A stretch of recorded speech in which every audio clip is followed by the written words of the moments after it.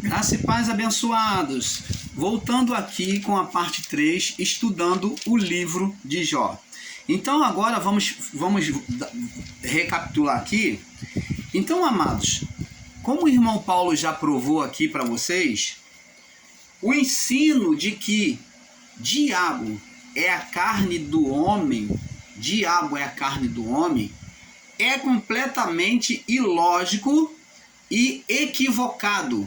Você ensinar que diabo é a carne do homem.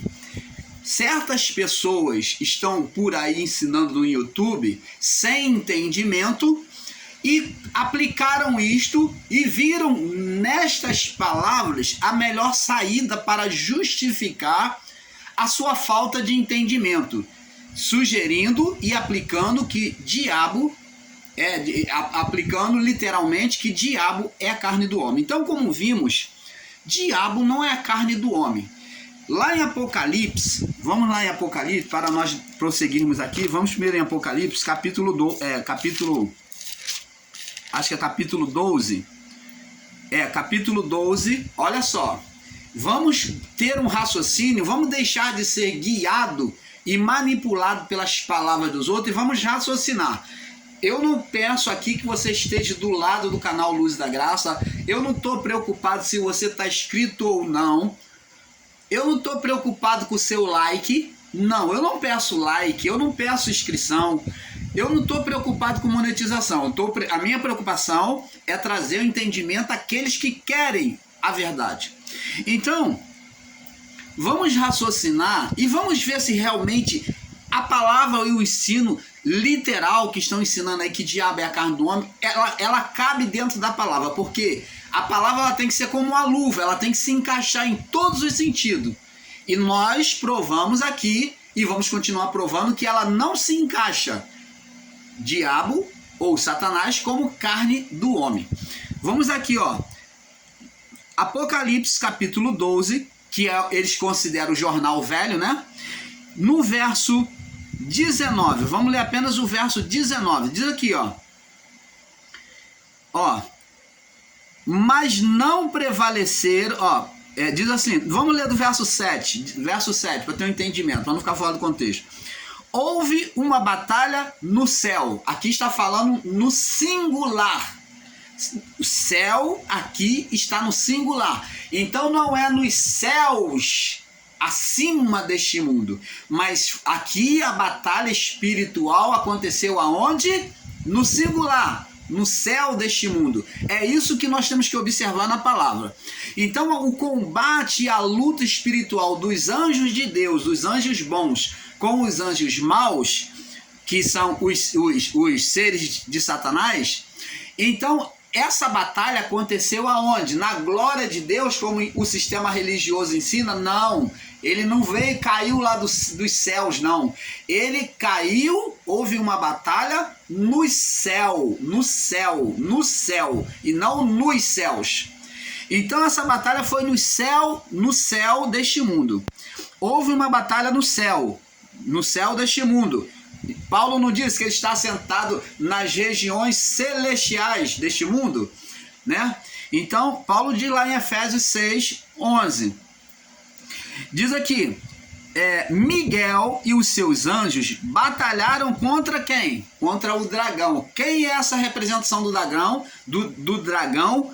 Quem é esse dragão descrito aqui? Que aqui já está mostrando um dragão, ser enorme, mais evoluído, vermelho, quer dizer, demonstrando a fúria, né, o desejo maligno de sangue contra a criação. Diz aqui, batalharam contra o dragão e batalharam o dragão e os seus anjos. Então o dragão também tinha anjos a seu serviço, batalhando contra os anjos de Deus. Então aqui está falando de um confronto de anjos contra anjos, anjos bons contra anjos maus, e o dragão liderando a batalha com os anjos maus. Então diz aqui, ó, verso 8, quem venceu nessa batalha? Está bem claro, quem venceu? Mas não prevaleceram, nem mais se achou lugar, nem mais se achou o seu lugar mas o seu lugar nos céus. Agora a palavra céu agora não está no singular, mas está nos céus, falando da glória de Deus, da posição celestial. Abençoado. É isso que vocês têm que buscar entender e ter atenção ao ler a Escritura.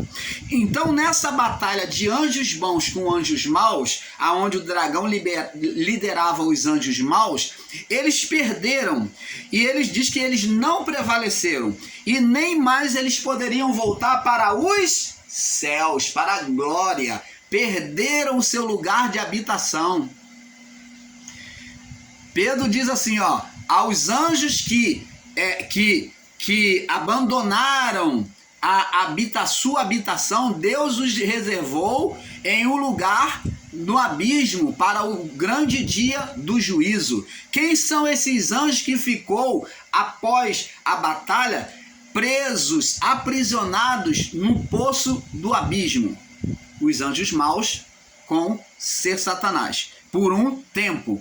Mas vamos ver que daqui a um tempo Deus daria a ele, na sua legalidade, um poder de reinar por um pouco de tempo, né? Aonde ele, nesse pouco de tempo, ele fez a catástrofe contra Jerusalém e os cristãos, a matança, né? Diz aqui, não prevaleceram, verso 8, nem mais se achou o seu lugar nos céus. E foi precipitado, que foi lançado abaixo. Aqui não está dizendo que o anjo, eles pegaram e jogaram o anjo lá dos céus para cá, não. Primeiro que essa batalha foi no céu deste mundo, está no singular. Então está dizendo que nos céus deste mundo agora, nessa batalha que houve, eles foram precipitados, né? Foi precipitado o grande dragão. Quem é o dragão, irmão Paulo? Agora vamos ver. Quem é o dragão que está sendo descrito aí? Foi precipitado o grande dragão. Está mostrando que ele cresceu no seu império. Quem? O ser Satanás. O grande dragão, que é a mesma antiga serpente. O grande dragão, aí está lembrando dele, o título dele. O grande dragão é quem? A antiga serpente. O grande dragão, que é a serpente inicial que foi gerada. O grande dragão e o ser espiritual que foi gerado. A antiga serpente foi gerada a partir da mente humana, dos desejos carnais humanos, no seu estado de glória, né? Então diz aqui, o grande dragão, a antiga serpente, e essa antiga serpente foi atribuída a ela o quê? Qual o nome, sobrenome? Qual o adjetivo que foi dado a essa antiga serpente? Diabo. É simples. O grande dragão, a antiga serpente, chamada sobre a atuação da carne, sobre a atuação sobre o homem. Ela foi conhecida no meio humano, na atuação humana, de diabo. Atuação de uma força espiritual em cima dos desejos do homem, chamada diabo e Satanás. Opa, abençoado. Que engana todo mundo, tá enganando muitos aí em graça aí, E foi precipitado na terra. E os seus anjos, que é os anjos maus, como é que diabo aqui ele tem anjo? Ele diz que diabo é a carne. Então, agora estão mostrando que os anjos do diabo, do Satanás, que é a carne do homem para eles, tem anjos. Abençoado. Quer dizer que a carne tem anjos? A carne, a natureza carnal tem anjos? Mas eles estão dizendo que tem. Diz que esses anjos foram precipitados com ele. E foi precipitado na terra, e os seus anjos foram lançados com ele. Abençoado. Olha, não engana mais ninguém. Vocês aí em graça que estão aí ensinando que diabo é a carne do homem, quem faz uma leitura pausadamente, observando a palavra, somente nesses versos aqui, do verso 7 ao verso 9, se fizer uma leitura sobre o olhar espiritual, vai perceber que vocês estão enganando essas pessoas. Se for humilde o suficiente, vai perceber que é o engano, o ensino de que diabo é a carne do homem, que Satanás é a carne do homem. Aqui é só ler. Então, abençoado, vamos voltar lá para Jó. Vamos voltar lá para Jó. Então, nós mostramos para vocês aqui que esse diabo não é a carne do homem, até porque Deus está falando com um ser. Se é a carne, mostra para nós, repito aqui, mostra para nós, o canal Luz da Graça, qual é o nome deste homem, a sua genealogia. Mostra aí na genealogia. Mostra, você vai dizer que esse homem aqui é quem? É o Irão, que vocês dão desculpa? O rei Irão, que é o Satanás? Ora, você vai dizer que é o rei Irão? Mostra para nós. Qual a desculpa que você vai dizer? Deus está falando com quem, então? O Criador está falando com quem? Que Satanás é esse? Então não é a carne do homem. E vamos provar mais. Então, ora eles falam que Satanás é a carne do homem. Ora eles falam que Satanás é a lei de Moisés. Ora eles falam que Satanás é o próprio Moisés. O diabo é descrito na Bíblia como o próprio Moisés. Aí eles pegam uma palavra literal, onde diz que Moisés os acusa. Eles pegam um verso isolado onde diz que Moisés vos acusa, que Moisés é quem vos acusa, mas aqui não está botando Moisés como opositor, mas está dizendo que a lei era de Moisés e que aquele povo do período da lei tinha como defensor Moisés, porque Moisés, desde a época de Jetro, ele fazia juízo ao povo, julgando as causas do povo. Lembra que Jetro ensinou ele a instituir juízes para ficar junto com ele, que o povo passava o dia inteiro na fila para se aconselhar com Moisés? E é isso que a palavra está dizendo. Mas eles dizem que esse Satanás é Moisés. Ora, Satanás é Moisés? Então aqui Deus está falando com Moisés? Satanás é a lei de Moisés? Opa! Totalmente contraditório. Se esse Satanás, como eles ensinam que Satanás é a lei de Moisés, então Deus diz aqui, ó, verso 8, olha a contradição deles, eu vou provar. Diz aqui, ó, Deus fala aqui no verso 8, capítulo 1. Disse o Senhor a Satanás: observaste o meu servo Jó? Deus então está falando com a lei dele mesmo. Porque ninguém há na terra, primeiro que naquele período não tinha lei mosaica, então não pode ser a lei de Moisés. Opa, vocês estão escorregadio, mas estão quebrando a cara com os seus ensinos. Estão quebrando a cara, está caindo tudo por terra.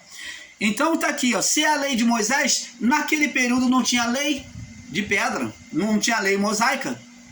No período, esse aqui, Jó viveu no período abraâmico.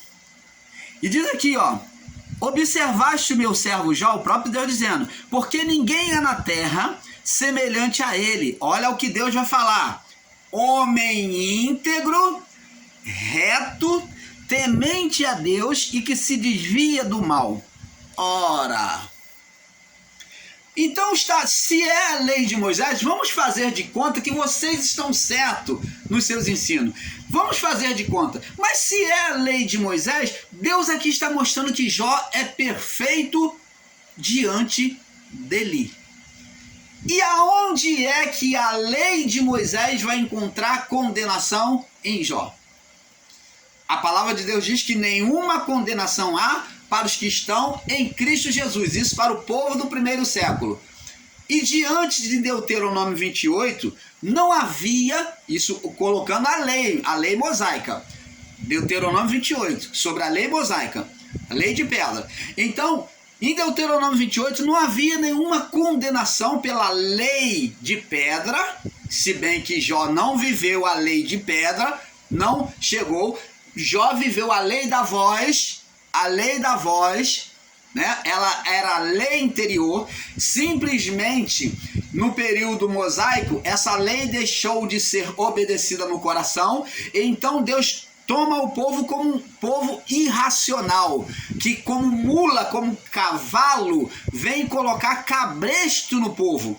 A lei é como um cabresto, é como um aio, ela serviu de aio, condutor. O que é condutor? O cabresto para a boca do burro, do jumento, para controlar ele, para frear. Ela foi como cabresto, a lei, para conduzir o povo. Ela foi o aio, o condutor, porque o povo foi insensível à lei da voz no coração. Então entra a lei de pedra, entra o cabresto, a lei mosaica, o cabresto para conduzir o povo, colocar rédea. Então, colocou rédea sobre o povo, é uma rédea, um cabresto, para o burro ir para o lado certo, o cavalo ir para o lado certo. Então você conduz pelas cordas, ali o cabresto. Isso que era a lei. Agora, essa lei em Cristo foi retirada e agora volta de novo a lei da voz no coração interior. Então a lei da voz que foi inicial, que Deus iniciou com Adão, ela foi cancelada em Moisés, trazendo a lei de pedra. Ela é a mesma lei, só que agora ela está de forma física, como cabresto, como para carregar. A palavra de Deus diz que o cabresto é para a boca, assim como o cabresto é para a boca do jumento, assim também o açoite é para as costas do tolo, do desobediente. O castigo, a punição, a rédea é somente para as costas do desobediente. A lei nunca foi feita para o justo. Paulo mesmo diz isso. A lei não foi feita para o justo, mas para o ímpio, para o tolo, como açoite para as costas do tolo. Ela serve de açoite para as costas do tolo. Ela não vai açoitar o justo, porque o justo tem prazer na lei de Deus. Você pode entender isso, abençoado? Então, é isso que nós estamos procurando entender. E como é que se pode ensinar que a lei, Satanás é a lei de Deus? Aqui Deus está dando testemunho, ele está dizendo que Jó vivia perfeitamente a sua lei. A única condenação que havia em Jó era a condenação adeana. Mas como servo de Deus, ele era perfeito. Tanto que Jó é a própria representação escatológica de Cristo. Cristo fez representação em Jó como filho obediente, que vem obedecer mesmo diante do sofrimento. E a mesma coisa o filho fez. Então, ele disse: observaste meu servo Jó, homem íntegro, reto, temente a Deus, se desvia do mal. E como é que a lei podia açoitar a Jó se Jó era perfeito? Não podia. Então aqui vê-se que não é a lei de Moisés, como estão ensinando aí com abobrinhas. Não é a carne do homem. Tá nítido, amado. Tá nítido. Só não admite a verdade quem é carnal ou é anticristo, ou é contra a palavra de Deus, que fica retalhando a palavra de Deus, fazendo retalho. Isso serve, isso não serve. Existe aí os ensinos em graça que fica fazendo uma coxa de retalho na Bíblia, com a Bíblia. Fica fazendo coxa de retalho com a Bíblia. Isso serve uma cor, outra cor, vai fazendo remendo. Eles estão fazendo remendo. Jesus falou que não se põe remendo novo em pano velho, mas eles dizem que falam tanto da lei, mas eles estão aí remendando a palavra do Pai. Então vamos prosseguir. Então aqui, como nós vimos, esse ser espiritual aqui vem questionar a Jó. Então, como expliquei para vocês, ele diz aqui, no verso 9. Vamos prosseguir. Então Satanás respondeu ao Senhor e disse: porventura teme Jó a Deus em vão? Então ele agora vem dizer que Jó teme a Deus por interesse. Por quê? Porque o próprio Deus testemunhou que ele era perfeito. Mas agora o ser espiritual vem dizer que Satanás, que Jó só era perfeito, só obedecia a Deus perfeitamente por interesse, pelas coisas que Deus dava a ele. Por quê? Porque ele sabia da lei de Deuteronômio 28. Ele sabia que aquele que é fiel a Deus, Deus iria abençoar tudo dele. Então ele usa esse argumento para tentar condenar a Jó. Ah, mas por que então essa cegueira, irmão Paulo, com Jó? Como já expliquei, Jó veio da descendente, ele era descendente de Esaú. E Esaú, filho, descendente de Caim, da semente de Caim, semente da serpente. Então, logo Jó também era semente, vinha da descendência da serpente. Mas ele se colocou como semente de Deus e não semente do maligno. Ah, que maravilha, né? Aqui nós vemos que Adão e Eva geraram semente divina e semente de Satanás, semente da serpente. E agora nós vemos também o contrário, Satanás, a semente de Satanás gerando semente para Deus. Semente para Deus. Então, ele, apesar de ser da descendência da semente da serpente, mas ele foi uma semente divina. Uma semente divina. Então, o ser espiritual não aceitava e suportava que um descendente da sua semente fosse uma semente divina. E ainda por mais próspero. Então, isso era relutante para o ser espiritual Satanás. Porventura não teme Jó em vão ou por interesse? Porventura não cercaste ele de sebe? Como eu falei, sebe é uma cerca que protegia contra as raposas. A cerca feita de paus e vegetação, né, folhagem trançada, fazendo uma cerca, fechando para que as raposas não viessem atacar o quê? A videira. Então aqui ele usa o termo sebe, se colocando como uma raposa. Porventura não cercaste ele com sebe, mostrando que o Satanás, ele era uma raposa tentando entrar para destruir a videira de Deus, que era a família de Jó e a família de Jó. Então, ali, nós já vemos aqui que ele queria destruir, ele estava agindo ali como uma raposa, querendo uma brecha. Aí diz aqui, ó, porventura não cercaste ele de sebe e a sua casa, a sua família e tudo que ele tem? Então, a palavra de Deus diz que aquele que é nascido de Deus, Pedro diz, né? Acho que é Pedro 5, ou Tiago 5, diz aqui, aquele que é nascido de Deus, esse o maligno não toca. Então, ele não podia tocar em Jó, nem nas coisas de Jó, a não ser que Deus permitisse. Agora, e diz aqui, porventura não cercaste ele de sebe, a ele, a sua casa e tudo quanto ele tem, as obras das suas mãos abençoar seu gado tem se aumentado na terra. Aí ele diz aqui no verso 11, mas estende a tua mão e toca-lhe em tudo que tem e verás se não blasfema de ti na tua face. Então, agora ele diz que o homem é interesseiro, é isso que ele está dizendo aqui. E disse o Senhor a Satanás, eis que tudo que ele tem está na tua mão, somente contra ele não estenda a tua mão. E Satanás saiu da presença do Senhor. Então ele conseguiu legalidade, autorização para entrar. Então Deus ali, vamos dizer assim, fazer uma conjectura dizendo que Deus abriu a cerca para ele atacar a videira, para a raposa atacar as videiras, ou o vinhedo de Deus. Então, agora Deus abriu a cerca, deu legalidade. Essa raposa vai entrar e vai destruir. Vamos ver o que a raposa vai falar.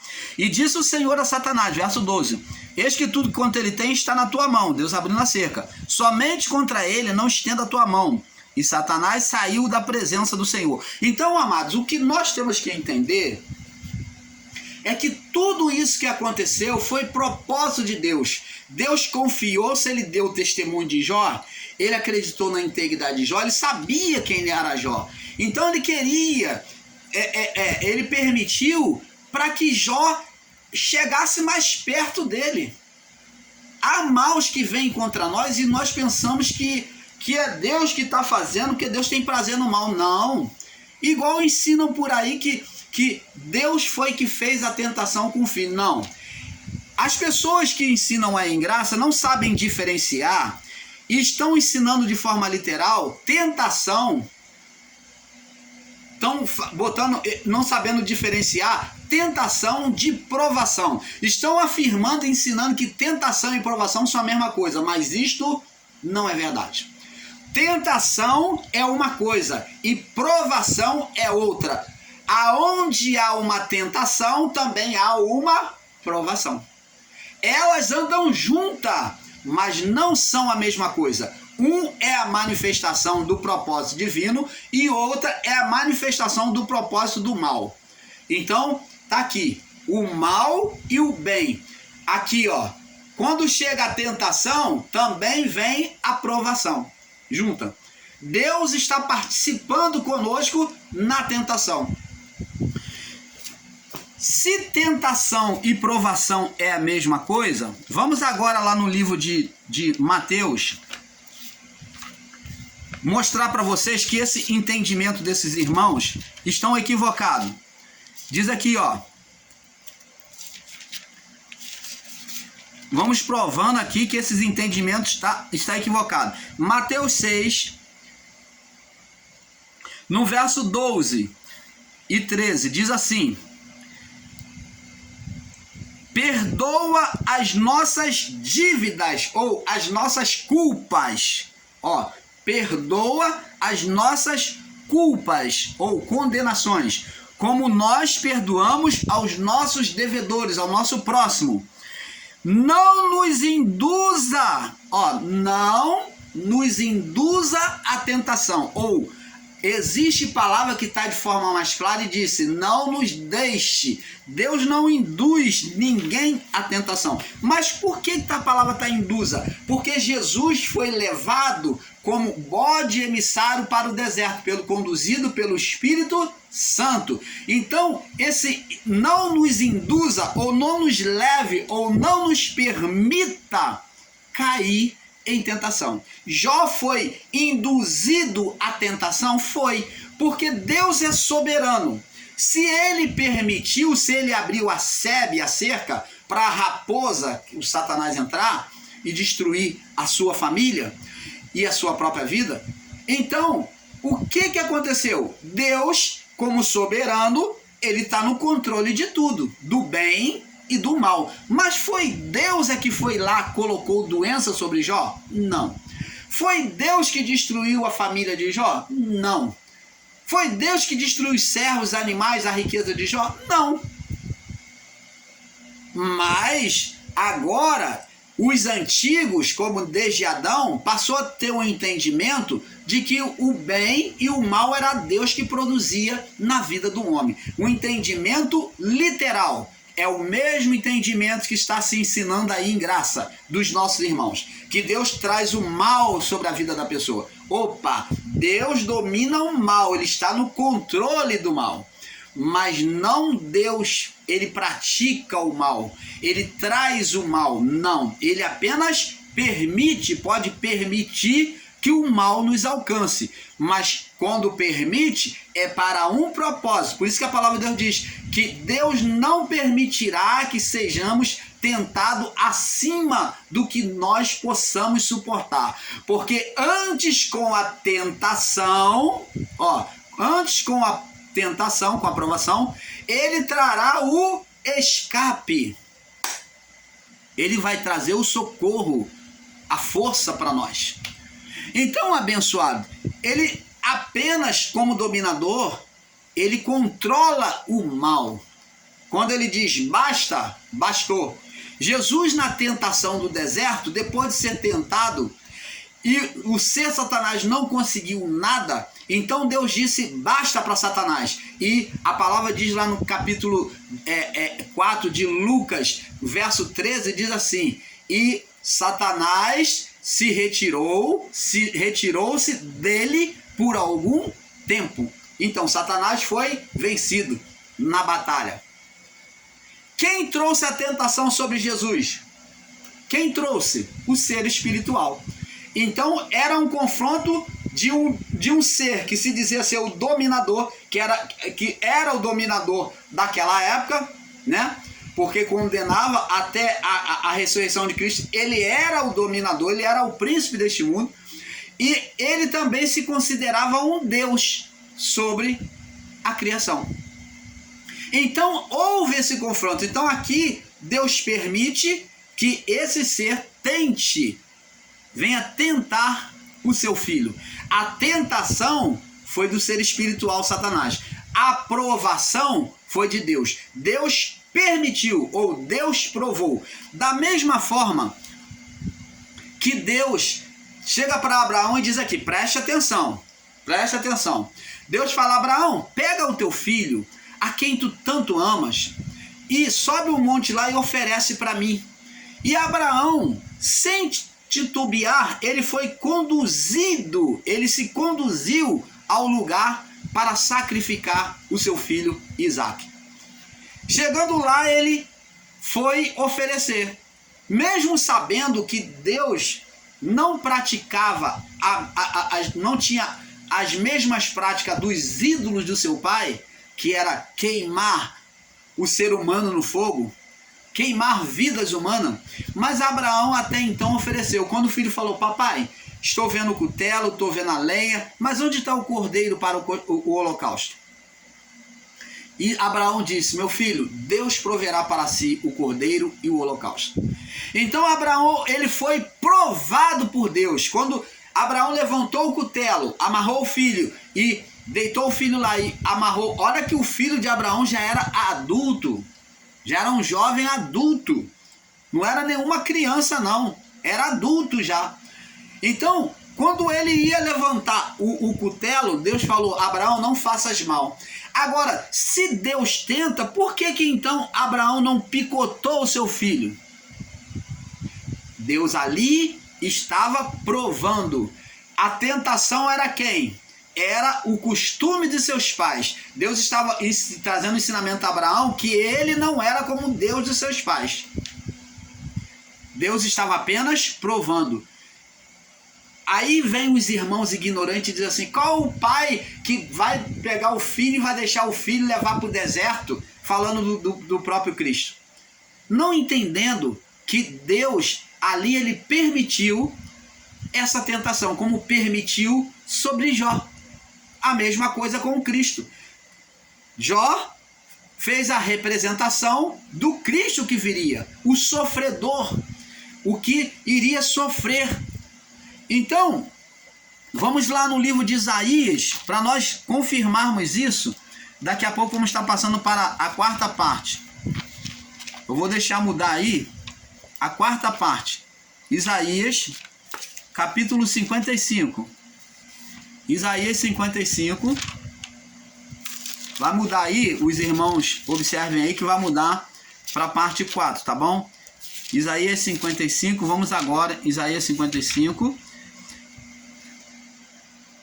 Diz aqui, ó. Aliás, Isaías 53, me perdoe.